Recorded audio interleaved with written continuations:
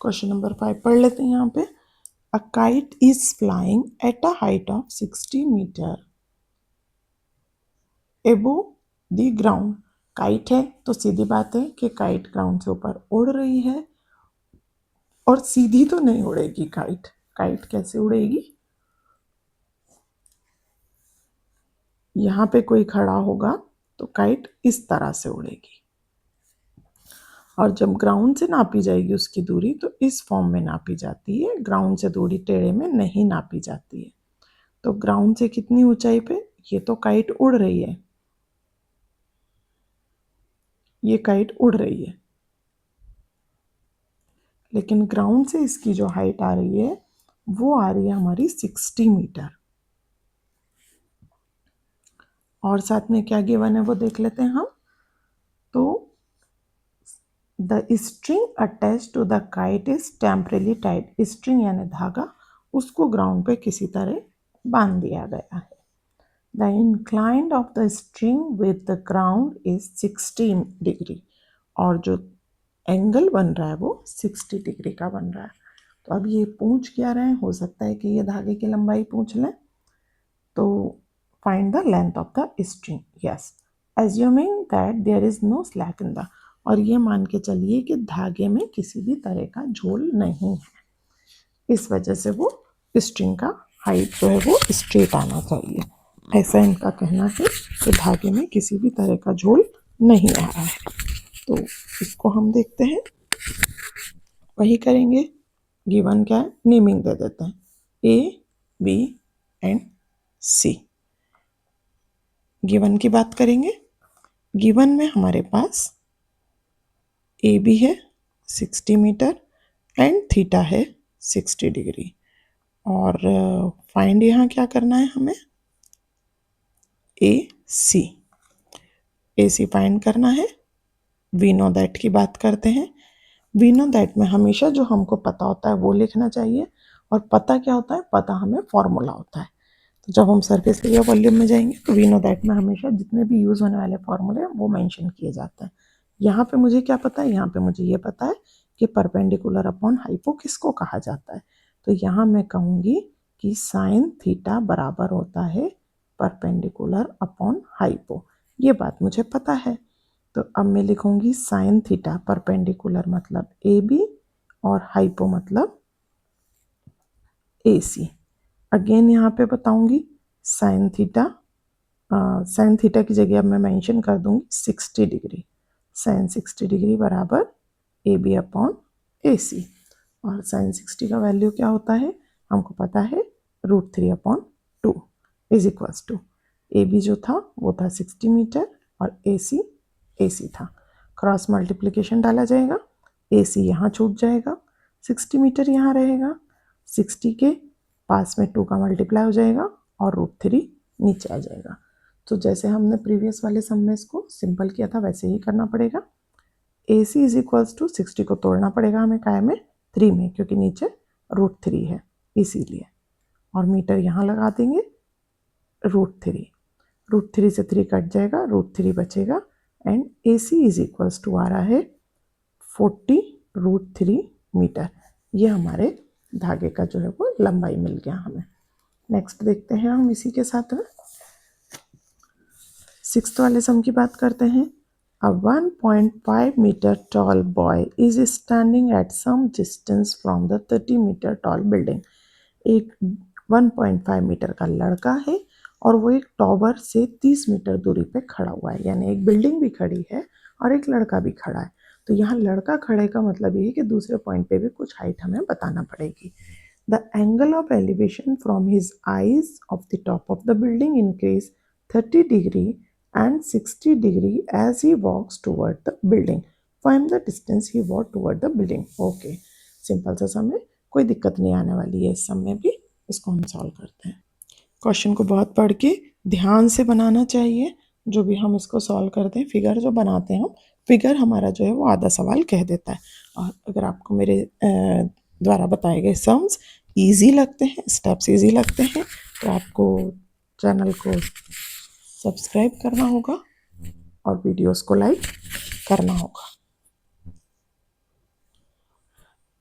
तो यहाँ पे ये मैंने बिल्डिंग खड़ा किया है।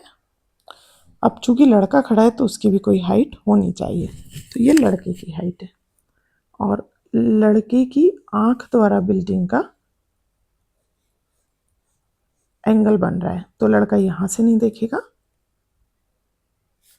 लड़का आंख में यहाँ से देखेगा, क्योंकि इसमें बोला हुआ है क्वेश्चन में, आप देखेंगे the angle of elevation from his eyes to the top of the building, तो वो आंख पे से देखेगा, इसीलिए उसे हमें यहाँ बनाना होगा।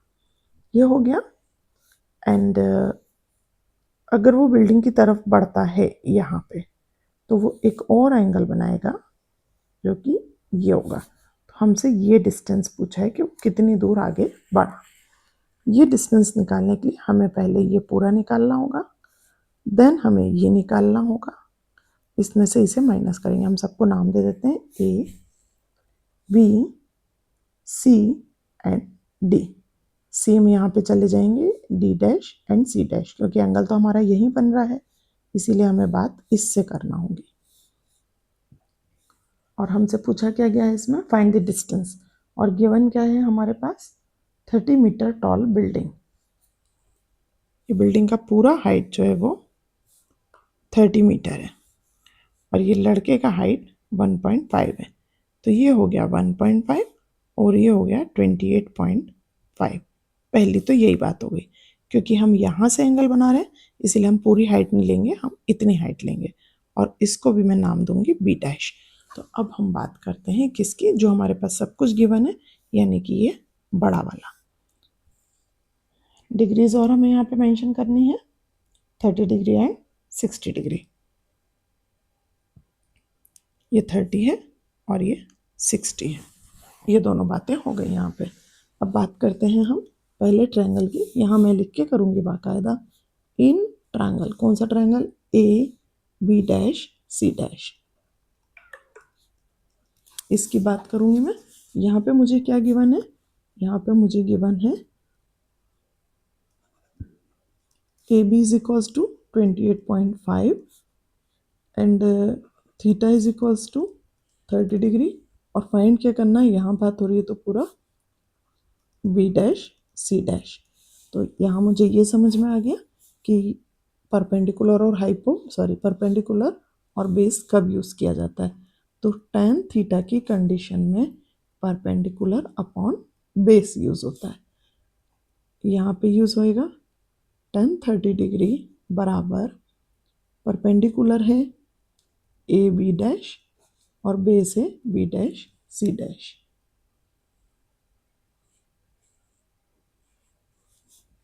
tan 30 का वैल्यू होता है 1/√3। ए डैश बी डैश जो है वो 28.5 है, ए बी डैश, और बी डैश सी डैश नहीं है, तो बी डैश सी डैश बराबर ये वहाँ चला गया 28.5√3। अभी मैं इसका कुछ भी नहीं करूँगी, ऐसे ही छोड़ दूँगी क्योंकि मुझे बाद में इसे माइनस करना है।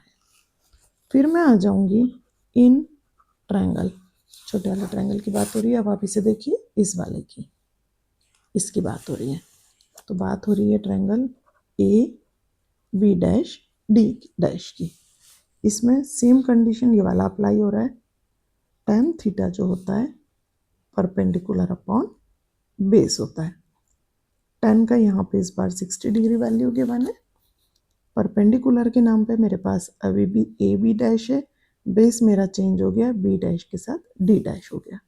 tan 60 का वैल्यू √3 होता है। ए बी डैश ये मेरे पास गिवन था 28.35 और बी डी डैश नहीं है मेरे पास। क्रॉस मल्टीप्लिकेशन किया मैंने, इसके नीचे 1 सपोज करेंगे तो बी डैश डी डैश यहाँ चला जाएगा, √3 यहाँ आ जाएगा, 28.5 अपॉन √3। ये मेरा बन गया, क्या बन गया, एक मुझे यहाँ से यहाँ तक मिला है और एक यहाँ से यहाँ तक मिला है। बी सी में से बी डी माइनस करूँगी तो डी सी निकल आएगा। सिंपल हो गया। इसको हम इक्वेशन 1 डाल देते हैं, इसको इक्वेशन 2 डाल देते हैं और अब यहाँ पे हम निकालते हैं जो हमसे पूछा गया है डिस्टेंस, और डिस्टेंस है हमारा D dash C dash is equal to B dash C dash minus B dash D dash. 28.5 का √3 माइनस 28.5 का अपॉन √3। इसका हमको एलसीएम लेना होगा। एलसीएम जो है वो कुछ इस तरीके से आएगा।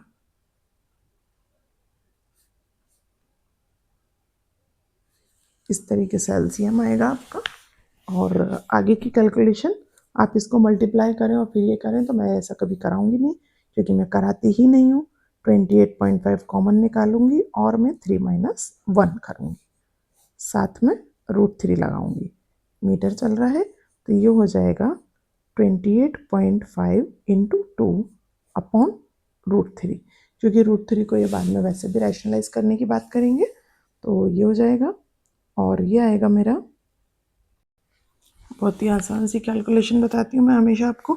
इसकी जो कैलकुलेशन आएगी वो आएगी हमारी 29 का ट्वाइस होता है 57.0 अपॉन √3 आ रहा है। और ये रैशनलाइज कर देंगे, √3 अपॉन √3 कर देंगे, तो आगे में जो हमारा बनेगा 57 अपॉन 3 इंटू √3 मीटर बनेगा। ये कट जाएगा, ये 19 आएगा और 19 √3 मीटर हमारा आंसर आ जाएगा। तो ये कैलकुलेशन है जो मैंने आपको करके बताया है। ये देखिए, सबसे बेसिक चीज़ जो था वो यहाँ से आया था। आप मल्टीप्लाई करते फिर माइनस करते, ये सारा टाइम कंज्यूमिंग होता। तो मेरे तरीके तो हमेशा ऐसे ही रहते हैं। आप मेरे साथ बने रहेंगे तो आपको इस तरह से और शॉर्टकट ट्रिक्स मिलेंगे। तो आगे की एक्सरसाइज हम नेक्स्ट वीडियो में करेंगे और सम्स बाकी हैं इसमें, और ये वो इतने ही मज़ेदार होंगे। Thank you.